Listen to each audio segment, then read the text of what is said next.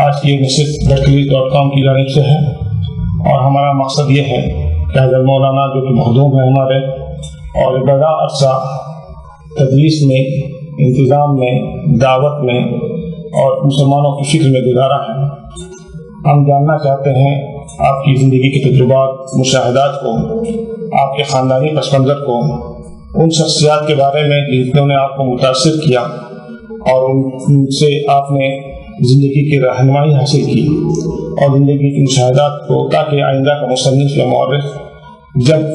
ہندوستان کی گزشتہ 50 سالہ اسلامی تاریخ کو لکھنا چاہے تو مولانا کی جو مشاہدات ہیں اس سے اسے رہنمائی حاصل ہو اور مولانا کی زندگی کے سلسلے میں آئندہ ایک مستند ہمارے سامنے ایک مستند دستاویز موجود ہو۔ مزید تمہید کے بغیر ہم آپ کا خیر مقدم کرتے ہیں کہ حضرت مولانا سے درخواست کرتے ہیں کہ آپ کی جو ابتدائی زندگی جو گزری، جو جس ماحول میں آپ کی نشو و نما ہوئی، آپ کا خاندانی پس منظر کیا تھا، آپ کے اساتذہ کون کون سے تھے، اور ان شخصیات کے بارے میں جنہوں نے آپ کو متاثر کیا، اس سلسلے میں روشنی ڈالیں۔ محترم جناب منیری صاحب، آپ سے ہمارا بڑا پرانا ربط ہے اور جناب مولانا محی الدین منیری صاحب کے تعلق سے آپ کا تعلق بنا اور محی الدین منیری صاحب کا ہمارا تعارف آغازی عمر میں ہو گیا تھا کہ میں سن 51 میں، سن 50 کے آخر میں مجھے وہاں مکہ مکرمہ حاضری کا موقع ملا تھا، تو اس وقت بحری جہازوں سے مسافر جایا کرتے تھے اور حج کرتے تھے اور اس میں بمبئی جانا ہوتا تھا اور بمبئی میں حج کمیٹی کے ذریعے سے کارروائیاں ہوتی تھیں، تو مسافر خانہ جو وہاں تھا اس میں دفتر تھا حج کمیٹی کا، اور ہمارے محترم مرحوم مولانا محی الدین منیری صاحب وہاں ہوتے تھے اور وہاں ان کا تعارف ہوا تھا کہ وہ حجاج کی خدمت انجام دیتے ہیں، اور پھر البلاغ وہاں سے نکلتا تھا، اس میں بھی وہ ایڈیٹر تھے، اور اس طریقے سے ان کی خدمات کا میں اندازہ ہوا۔ پھر اس کے بعد یہاں بھٹکل آنے کا موقع ملا، جامعہ اسلامیہ بھٹکل کے سلسلے میں، وہ اس میں انہوں نے جو ابتدائی اس کے عہد میں جو خدمات انجام دی، اس طرح سے قائم کیا اور بڑھایا۔ سچی بات یہ ہے کہ ان کا بہت بڑا کارنامہ ہے اور اس کارنامے کو اس روشنی میں دیکھنا چاہیے کہ جامعہ اسلامیہ نے کتنی بڑی خدمت انجام دی کہ یہ پورا بھٹکل کا علاقہ دیندار علاقہ بن گیا، اور اس لیے کہ وہاں پڑھ کر جو طلباء کمال کو پہنچے، کمال علمی کو پہنچے، انہوں نے یہاں پر دینی خدمت کی جو مسندیں تھیں سب سنبھال لی، اور آج بھٹکل میں دینی ذمہ داریاں ہم سمجھتے ہیں کہ سب انہیں طلباء کے ذریعے سے انجام پا رہی ہیں کہ انہوں نے جامعہ اسلامیہ بھٹکل میں تعلیم حاصل کی۔ ایک تو علم دین کی اشاعت ہوئی اور دوسرے مسلمانوں کی زندگی میں دین عملی طور پر پھیلا، اس میں جامعہ اسلامیہ بھٹکل کو بڑا دخل ہے، اور وہ ایک طریقے سے مینار نور ہے کہ جس سے اس پورے علاقے میں روشنی پھیل رہی ہے، جس کی زمانے میں بڑی ضرورت ہے۔ آپ نے دیکھا ہوگا، لیکن شاید آپ نے پوری طرح نہ دیکھا ہو، کہ انگریزوں کے یہاں سے جانے سے پہلے اس ملک کا کیا حال تھا۔ انگریزوں نے سن 1857 میں مسلمانوں کی کوشش کو جب ختم کیا تو بڑا انتقام لیا اور مسلمان دینداروں کو ختم کر دینے کی پوری مہم چلائی، اور ہم نے سنا ہے کہ شریف مسلمان جو دیندار تھے وہ اپنے وطنوں کو چھوڑ کر دیہاتوں میں چلے گئے تھے، تاکہ چھپ سکیں اور نظر میں نہ آ سکیں، کیونکہ جہاں کسی انگریزوں نے جہاں دیکھتے تھے کہ کوئی اسلامی شعور کے اشخاص ہیں تو ان کو معمولی مقدمہ چلا کے یا بغیر مقدمے کے ختم کر دیتے تھے۔ ہزاروں ہزار علماء کو انہوں نے اس طریقے سے ختم کر دیا اور غیر علماء کو بھی شامل کر لیے تو بڑی تعداد لاکھوں تک پہنچتی ہے۔ انگریزوں نے یہاں دھل مچا رکھا تھا اور اس طرح انہوں نے اپنے نزدیک اسلامی رجحان کو اور یا آزادی کے رجحان کو ختم کر دیا۔ اس صورتحال کی وجہ سے مسلمانوں میں ایک طرح کے احساس کمتری پیدا ہو گیا، بلکہ پورے ملک میں احساس کمتری پیدا ہو گیا۔ یہ سمجھا گیا کہ ہماری کوئی حیثیت نہیں ہے، اور جب یہ بات کسی کے دل میں آ جائے تو پھر وہ امنگ ختم ہو جاتی ہے اور آدمی کوئی بڑا کام نہیں انجام دے سکتا۔ ہماری پیدائش اسی زمانے میں ہوئی کہ جب یہ صورتحال پوری طرح ملک میں عام تھی۔ پھر جب ہم آگے بڑھے اور شعور کا زمانہ آیا، ہماری پیدائش سن 29 کی ہے، تو جب ہم شعور کی عمر کو پہنچے وہ کہ سن 36 37 38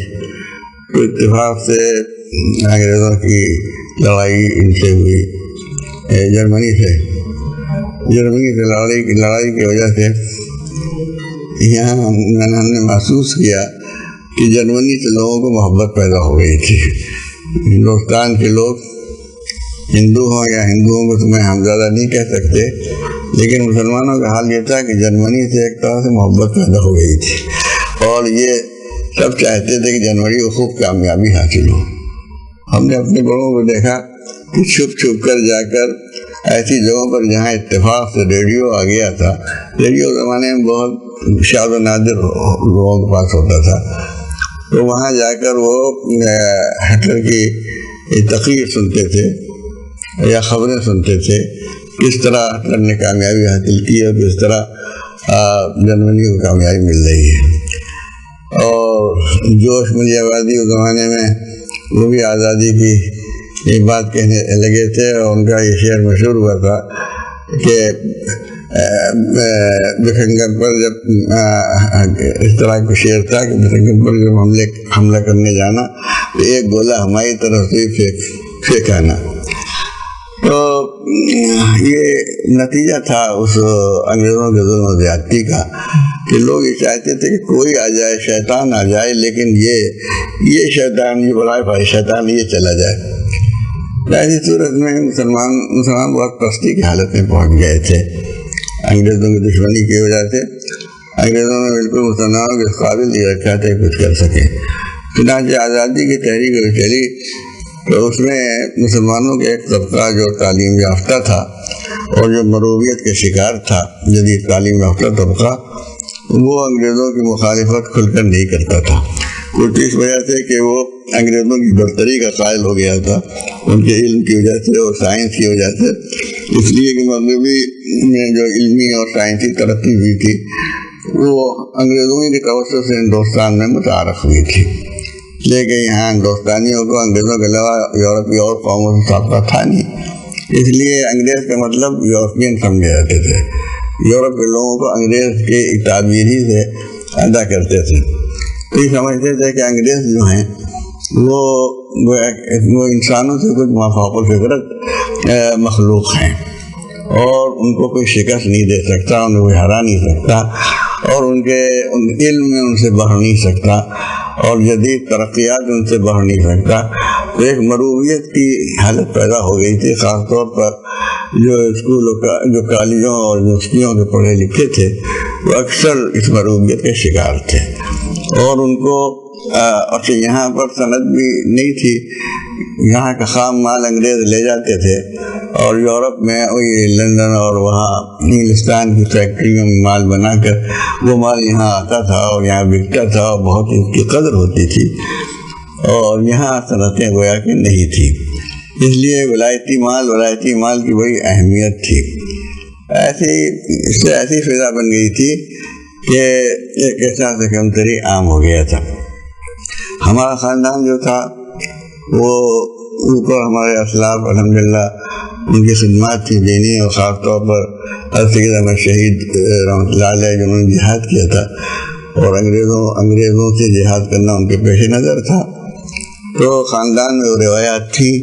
وہ باتیں تھی کہ جہاد انگریزوں کو یہاں سے نکالنا اور اسلام کی عزت اور اسلام کے وقار کو بڑھانے کی ضرورت ہے، اور مسلمان ایک خیر امت ہیں، اس طرح کے خیالات تھے. لیکن ہمارا خاندان ذمہ دار خاندان تھا، جائیداد تھی اور گاؤں تھے، تو ان کو واسطہ پہنچتا تھا انگریز حاکموں سے اور ان سے. تو ہمارے خاندان میں بھی جو لوگ جنہوں نے جدید تعلیم حاصل کی ان میں بھی تھوڑی سی مرغوبیت تھی. تو اور انگریزی تعلیم، جدید تعلیم جو انگریزی تعلیم کہلاتی تھی، اس کا ہمارے خاندان میں بھی رواج ہو گیا تھا. ہمارے دادا صاحب 2 بھائی تھے، ہمارے دادا اور ان کے بھائی، اور دونوں کے ایک بیٹا تھا اور ایک بیٹی تھی. ہمارے والد صاحب اور ان کی بہن تھی، اور ہمارے دوسرے دادا جو تھے، صاحب کا نام کیا ہے؟ ہمارے والد صاحب کا نام سید رشید احمد اور دادا صاحب کا نام سید خلیل الدین احمد تھا. لیکن یہ سب جوائنٹ فیملی کے طور پر تھے. تو ہمارے والد صاحب پیدائشی طور پر سنتے بولتے نہیں تھے، لیکن چونکہ ذمہ دار خاندان تھا تو ماشاء اللہ عزت تھی. اور ہمارے دادا صاحب کے بھائی جو بھتیجے تھے وہ سنتے بولتے تھے، تو ان کو لوگوں نے جدید تعلیم میں ڈالا اور ان کو لندن بھیجا اور بیرسٹر ہو کر آئے. ہمارے والد صاحب کے لیے یہ ہوا کہ کوئی ایسے اسکول تو تھے نہیں کہ جہاں نہ سننے بولنے والوں کی تعلیم ہو، لیکن خاندان میں بڑے بوڑھوں نے ان کی فکر کی اور ان کو لکھنا پڑھنا آ گیا تھا، اور انگریزی بھی لکھ لیتے تھے، اس کے ہرشناس تھے، اور اردو بھی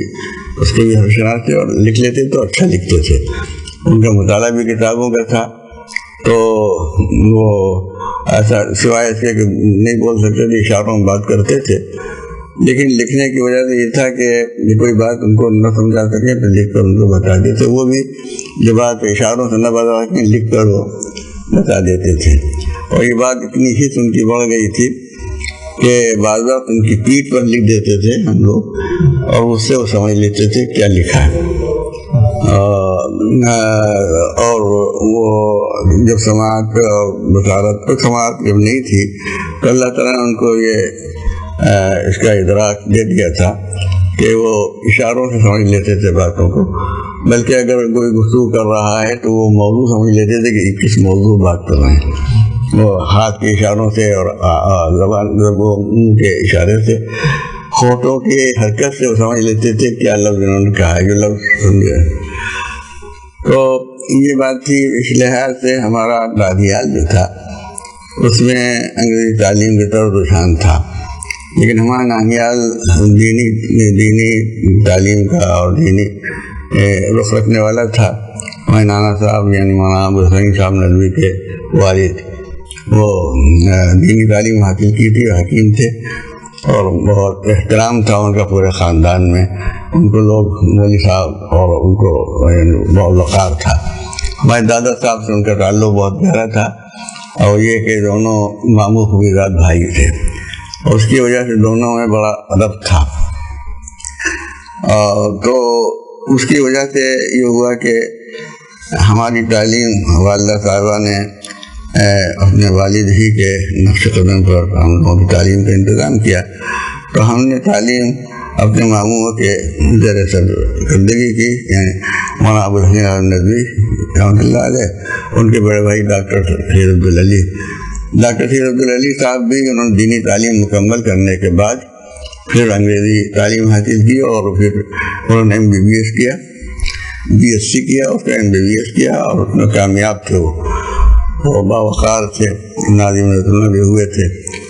تو ہم اس ماحول میں ہماری تعلیم ہوئی. اس لحاظ سے ہمیں دینی ماحول ملا الحمدللہ. اور اس کی وجہ سے اس زمانے کے جو بزرگ حضرات تھے، جیسے مولانا حسین صاحب مدنی رحمۃ اللہ علیہ، ان کے بڑے حضرت شیخ الہند تھے، مولانا شیخ احمد صاحب گنگوہی، یہ دیوبند کے جو بڑے اہم لوگ تھے ان سے روابط تھے، اور ہمارے دادا صاحب کے بھی روابط ہو گئے تھے اپنے نانا صاحب دونوں، جو کہ ماموداد اور ہوئیداد بھائی تھے، اس لیے دونوں کا رخ ایک تھا، اور ان سفر بھی کیا تھا، جا کے ان لوگوں سے ملے تھے۔ تو ہمارے والد صاحب کا نام حقیقت میں مولانا رشید صاحب گنگوہی کے نام پر رشید احمد پڑا، ورنہ ہمارے یہاں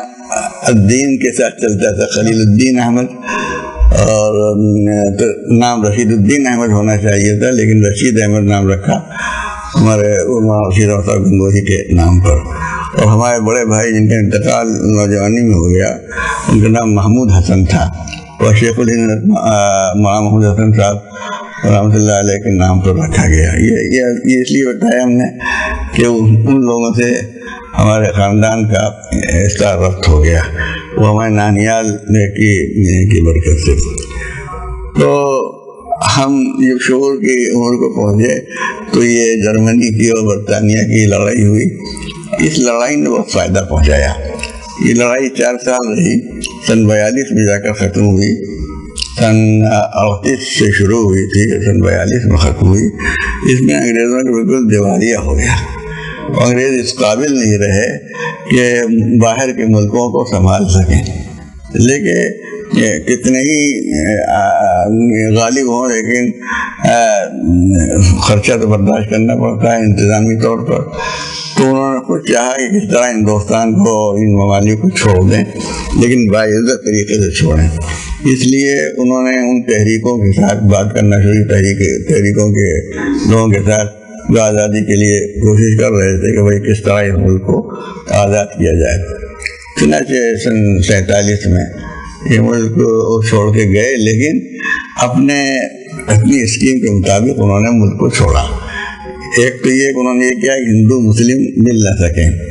ان دونوں میں تفرقہ رہے تاکہ یہ ملک مضبوط نہ ہو پائے اور ہمارا محتاج رہے۔ اور دوسری بات یہ کہ انہوں نے کوشش کی کہ آزادی کے بعد ایک تقسیم انہوں نے اپنی مرضی سے کی